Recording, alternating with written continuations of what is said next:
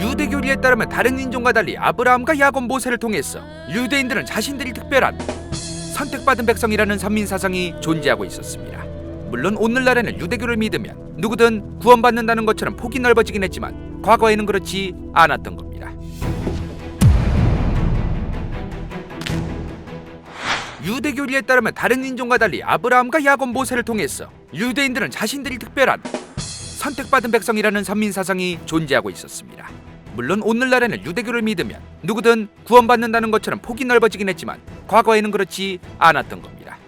그러다 보니 기독교를 안 믿어서 오지게 왕따당하고 핍박당할 때도 자신들은 기독교를 안 믿는다며 하나님에게 선택받은 민족이라며 기세등등한 모습을 보이고 있었으니 기독교 믿는 수많은 유럽 사람들에게 돌맞는 일이 수두룩했었습니다. 이후 중세 부패했던 가톨릭 시절에는 교황의 우월한 지위를 유지하기 위해서 유대인들 같은 이단과 사탄들 때문에 국가가 이 모양 이 꼴이라는 얘기가 나오기도 했고, 성경에서 유대인의 예수를 유대인들이 죽이라고 했던 것과 정반대로 중세 유럽 기독교인들은 유대인들이 기독교인들의 종이라고 얘기했었습니다. 게다가 1215년 제4차 라테란 공의회에서는 유대인들은 항상 둥근 모자, 옷에 노란 유대인 배지를 달고 다닐 것을 성문화에서 제도화시키기까지 했었습니다. 당시 기독교의 생각에서는 길을 걸어 다닐 때 사탄이 눈에 더 잘 보이게 할 수 있도록 하기 위함이었을 겁니다.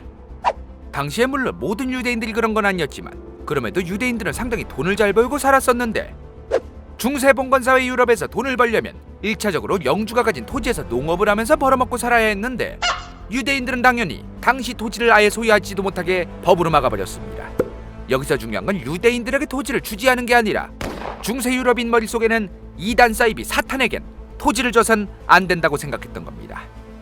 게다가 당시 서유럽 봉건사회의 경우 그 유명한 간의 수공업을 우리가 사회 시간에 배웠었는데, 자급자족 간의 수공업을 하게 되면서 제품으로 만들어진 상품이라는 개념은 오직 중국과 인도와 같은 아시아로부터 올 수밖에 없었습니다. 바로 이때가 유대인들의 번영의 시기였습니다. 현재 우리가 제1외국어 영어 오지게 공부하는 것처럼 당시 제1외국어가 유대인들이 사용하던 히브리어였을 정도였는데, 당시 간의 수공업이나 농경만 오지게 하던 유럽 사람들과 달리 토지도 없었으니 당연히 저 수많은 사치품들을 인도 중국으로부터 유럽으로 가져오는 중개무역은 유대인들이 담당하게 됩니다. 이후 봉건 유럽 사회가 수출은 안 하고 수입만 오지게 하면서 이건 좀 아닌 것 같다는 느낌적인 느낌이 생깁니다. 그래서 서유럽을 시작으로 상품을 생산하는 생산자와 상인들의 연합인 길드라는 개념이 생겨나게 되면서 자연스럽게 유대인들은 무슬모가 되고 그저 이단 사이비 취급만 또다시 받게 되었죠. 이제 유대인들은 토지도 못 받고 무역도 제대로 못하게 되면서 정말 먹고 살기 힘들어집니다. 그래서 이때부터 그 유명한 유대인들의 고리대금 사채가 시작됩니다.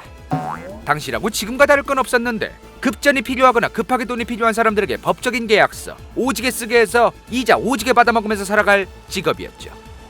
이후에는 유럽 사람들에게도 돈이랑 화폐라는 개념이 분명해지고 자본과 부를 축적하는 사람들이 분명하게 생겨나면서 수많은 부자들과 사람들이 돈 꼬을 때 필요했던 유대인들의 사채는 가난한 사람들과 농노들만 고객으로 남게 됩니다.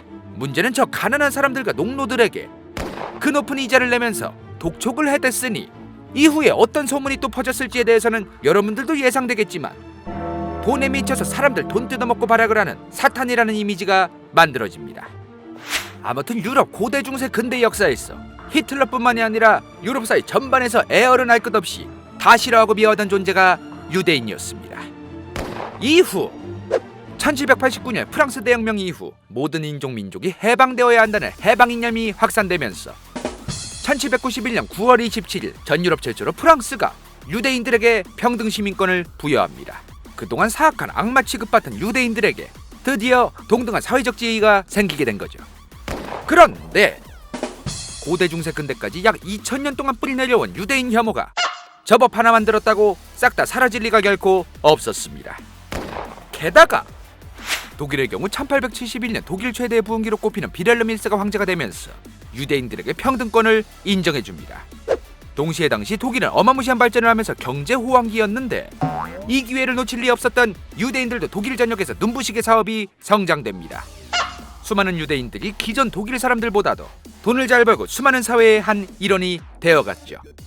이 상황은 이렇게 예를 들면 적절할 것 같은데, 대한민국이라는 국가의 대기업들이 채용을 할 때 대한민국 사람이 아니라 유대인만 더더욱 많이 뽑게 되었다고 가정해봅시다. 그렇다면 취업 준비를 하거나 취업 자녀들을 가진 부모님들은 어떤 생각을 하실 건가요? 그것과 비슷한 감정을 독일 사람들이 갖게 되었습니다. 게다가 앞서 말했다시피 고대부터 근대까지 이어온 유대인 혐오가 사회에 당연스럽게 만연해 있었으니 유대인 혐오가 증폭될 건 두말하면 잔소리였습니다. 그런데 당시 독일 제국은 칼뱅 루터 종교개혁 이후 개신교가 자리 잡혀 있었고 정당들도 기독교 계열 정당들이었는데, 그러다 보니 쪽도 못 쓰고 있던 가톨릭 계열 정치가들이 이런 공약을 내겁니다.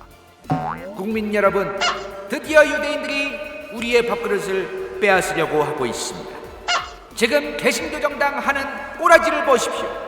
저희 가톨릭 정당이 정권 교체를 이뤄서 이 박살난 독일 사회를 다시 한번 일으켜 세우겠습니다, 여러분. 당시 독일 제국은 개신교 계열 정치가들이 장악하고 있었고 짜져있던 가톨릭 정당들이 이 기회를 이용하게 되었던 겁니다. 그렇게 가톨릭 정당이 선거에서 꽤 괜찮은 성과를 얻으면서 기존 개신교 계열 독일 정당들도 우후죽순으로 유대인 혐오 정책을 정당 정책으로 공약으로 내걸기 시작합니다.